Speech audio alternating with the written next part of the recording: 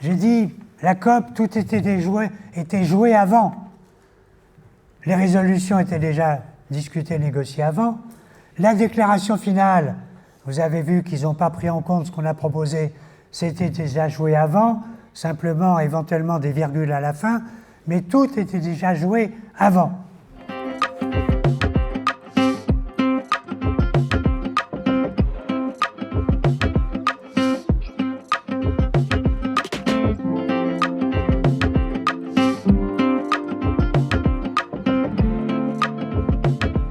Donc avant, qu'est-ce que c'est? Avant, c'est le secrétariat des COP.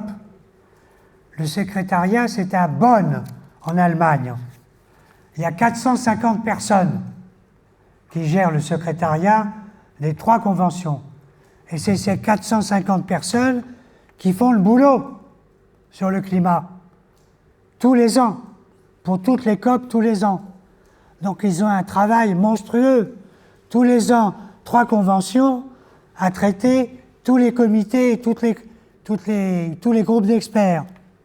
Il y a en effet 17 organes spécialisés, 17 comités qui fonctionnent sans arrêt toute l'année. Il y a 2 organes scientifiques subsidiaires qui sont des organes permanents. Un organe conseil scientifique qui se réunit tous les mois, un organe comité d'évaluation qui suit l'évaluation, l'implementation, l'application. Alors, ils ne se réunissent pas forcément tous les mois, mais ils se réunissent plusieurs fois par an. Et tous ces comités, à Bonn, ils bossent toute l'année. Ils font des rapports. Et c'est ces rapports qui sont présentés à la fin de l'année à la COP. Et en dehors de ce travail permanent de tous ces comités, de tous ces groupes d'experts, il y a les pré-COP. Entre les COP, il y a des pré-COP. C'est-à-dire que les États se réunissent tous les 4 mois, tous les 6 mois. Il va y avoir une pré-COP en Colombie dans 6 mois, et déjà le Brésil, qui a la présidence jusqu'à la prochaine COP, le Brésil va présider la prochaine pré-COP en Colombie. Et c'est là qu'ils ont dit, parce qu'ils n'avaient pas pu traiter le sujet de la réduction de l'activité des pays pétroliers et des sources d'énergie fossile, parce que ça a été considéré comme un des échecs de Belém. Il n'y a eu aucun acte et qu'une décision sur la fin des énergies fossiles. Or, on sait que tant qu'il n'y aura pas la fin des énergies fossiles, il y aura des effets du changement climatique. Et donc, le processus de mettre en route la fin des énergies fossiles est un enjeu économique, scientifique et politique. Et donc, un des échecs de Belém, c'est de ne pas avoir permis aux États de se mettre d'accord sur un document précis sur la fin des énergies fossiles. Et ça a été un échec du Brésil. Et pour compenser cet échec du Brésil, le Brésil a dit « on va rattraper cet échec, on va le rattraper en Colombie au mois de mai ». Et donc la pré-COP en Colombie au mois de mai va avoir pour objet de négocier la fin des énergies fossiles. Ce qu'on n'a pas pu faire à Belém en novembre, on va essayer de le faire au mois de mai en Colombie. Donc ça, c'est la suite des événements pendant le temps entre les 3 COP, des 3 conventions chaque année. Ça, c'est le temps entre les COP.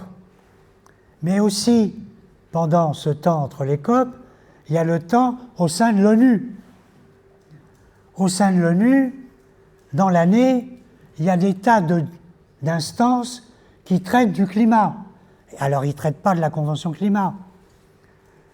Mais le Conseil des droits de l'homme a des résolutions sur le climat tous les ans. Il y a des résolutions climat et droits de l'homme tous les ans à Genève. C'est pas à Bonn, c'est à Genève. Les rapporteurs spéciaux de toutes les conventions droits de l'homme se réunissent toute l'année à Genève. Et dans toutes les conventions, il y a un aspect effet sur les climats, droits des enfants et climat, droits des femmes et climat, droits des déplacés et climat. Donc dans chaque sous-commission droits de l'homme, il y a des discussions sur le climat à Genève. Et puis, parallèlement, et on va en parler avec l'exposition à la faculté de droit au mois de janvier, il y a les juridictions internationales rattachées à l'ONU qui traitent de plus en plus du climat, et notamment depuis 2024-2025, puisqu'il y a eu les 3 avis consultatifs, et c'est quand même une première, qui est 3 avis consultatifs de juridictions internationales sur droit et climat, Cour internationale de justice, 29 mai 2025, Tribunal international du droit de la mer, 21 mai 2024, Cour interaméricaine des droits de l'homme, 29 mai 2025. Donc 3 juridictions internationales.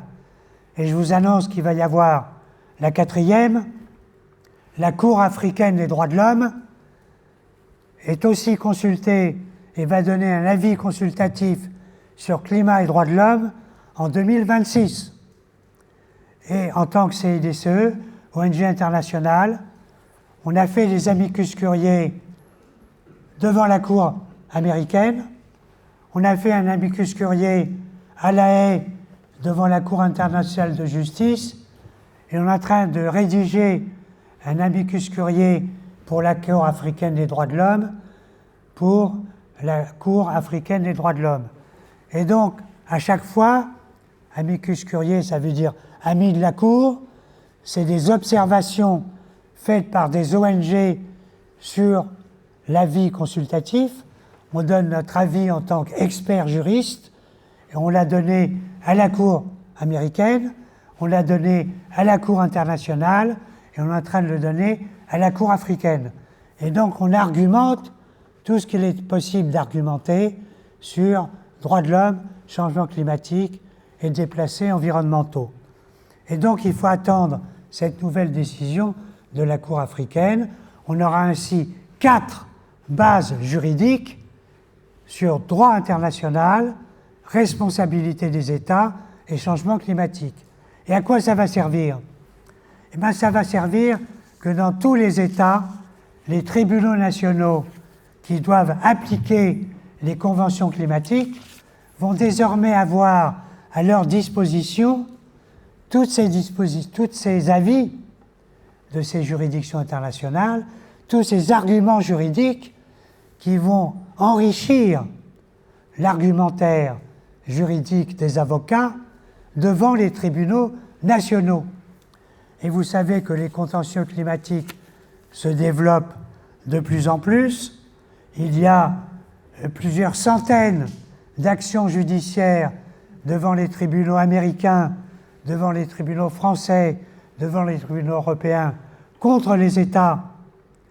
Il y a déjà eu des arrêts devant le Conseil d'État et devant les tribunaux administratifs contre la France, qui n'a pas respecté ses obligations en application des conventions climat, et la France a été condamnée pour ne pas avoir respecté ses obligations, et il en est de même dans la plupart des tribunaux nationaux, lorsqu'il y a des recours contre les États qui n'ont pas respecté leurs obligations résultant des conventions climat.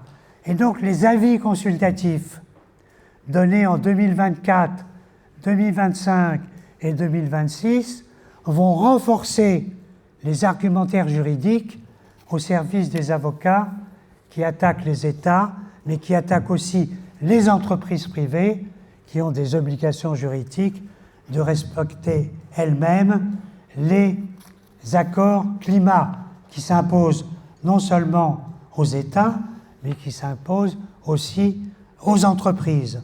Et dernier mot, la dernière observation que nous avons faite à Belém et que nous faisons à tous les COP climat comme à toutes les conventions sur l'environnement, c'est que l'effectivité, c'est-à-dire l'application réelle, juridique des textes obligatoires, elle est contrôlable par les tribunaux, elle est contrôlable par les juges, elle est contrôlable par les citoyens, parce qu'il y a ainsi un triple contrôle, les tribunaux, les juges et les citoyens, mais pour cela, il faut avoir l'information et les données pour vérifier que les États n'ont pas appliqué ou que les entreprises n'ont pas appliqué.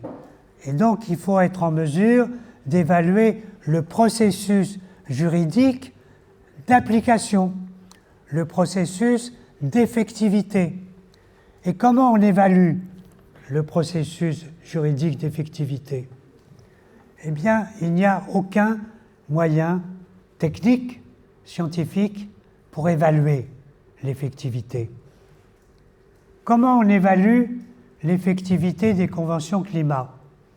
Il y a des indicateurs qu'on appelle des indicateurs scientifiques qui vous donnent la température qui a été atteinte en moyenne dans tel pays, qui vous donne le pourcentage de pollution de l'eau dans tel pays. Il y a des chiffres qui donnent des données chiffrées des résultats de l'application du droit, des résultats de l'application des lois, des résultats de l'application des traités. C'est des indicateurs scientifiques, quantitatifs. Mais il n'y a pas d'indicateur juridique, qualitatif, qui permettent d'évaluer l'effectivité juridique. Et c'est parce qu'il n'y a pas d'indicateur quantitatif juridique que nous luttons depuis maintenant 7 ou 8 ans pour le développement d'indicateurs juridiques permettant d'évaluer l'effectivité de l'application du droit, et notamment d'évaluer l'effectivité de l'application du droit du climat. Alors on a obtenu, dans une convention internationale, la Convention sur la mer Méditerranée, que les États décident dans une COP concernant la pollution de la mer Méditerranée, qu'à l'avenir, ils vont contrôler l'application de cette convention sur la mer Méditerranée avec des indicateurs juridiques. C'est acté par les États. Ils vont appliquer des indicateurs juridiques pour mesurer le respect de la lutte contre la pollution de la mer Méditerranée. On a échoué à Belém, puisqu'on n'a pas pu imposer des indicateurs juridiques, mais on va continuer. Le combat ne fait que commencer pour évaluer l'effectivité du droit, parce que si on n'évalue pas l'effectivité du droit de l'environnement, il n'y a pas besoin d'avoir de droit de l'environnement. Autant supprimer le droit de l'environnement comme le réclame le président Trump. Je vous remercie.